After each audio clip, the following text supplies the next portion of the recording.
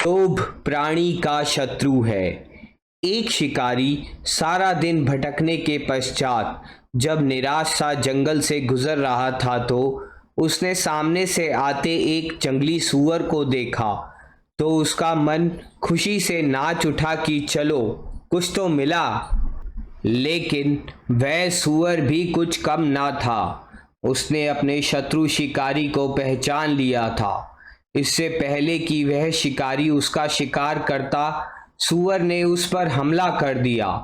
सूअर का हमला इतना भयंकर था कि शिकारी के लिए संभलना ही कठिन हो गया।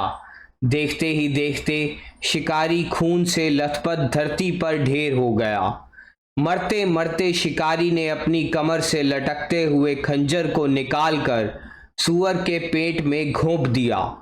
सूअर के मुंह से एक दर्द भरी चीख निकली और वह भी शिकारी के साथ ही ढेर हो गया। शिकारी और सूअर दोनों मरे पड़े थे। शिकारी जो जंगली जानवरों को मारने निकला था, अब वह खुद ही मरा पड़ा था।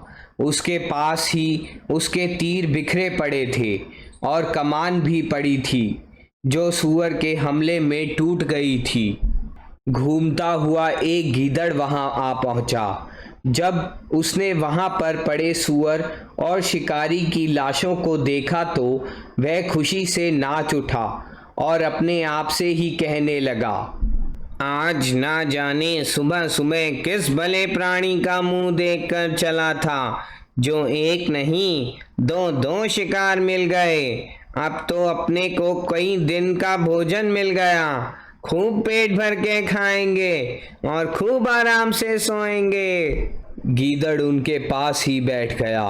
वह कभी सूअर की मोटी लाश को देखता जिसके शरीर पर मोटा मोटा मांस था, कभी शिकारी को देखता जो सूअर के सामने बच्चे की तरह लग रहा था, दुबला पतला।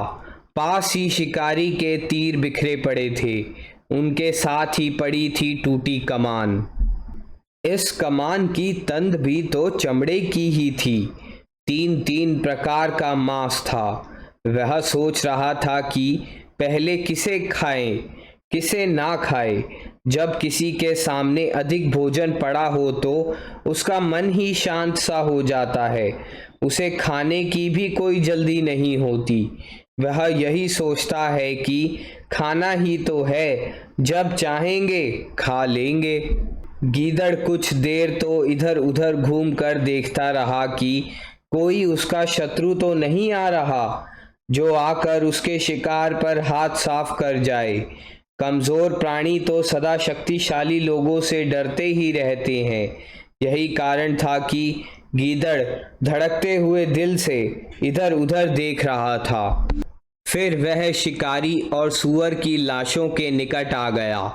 उसने सूअर के पेट में लगे खंजर को बाहर निकाला और देखा उस पर अनेक छोटे छोटे मांस के टुकड़े लग रहे थे।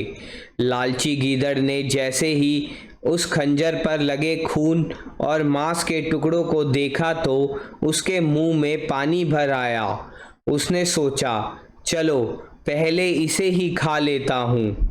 गीदड़ ने तेज खंजर को मुंह में डालकर मांस के टुकड़ों को खाना शुरू किया तो खंजर की तेज नोक टूटकर उसके मांस के साथ ही अंदर चली गई।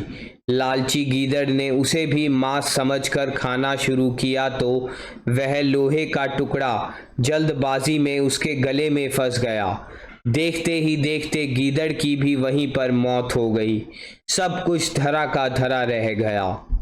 इस कहानी से हमें यह शिक्षा मिलती है कि इंसान को कभी भी लोभ में अंधा होकर जल्दबाजी का कोई काम नहीं करना चाहिए।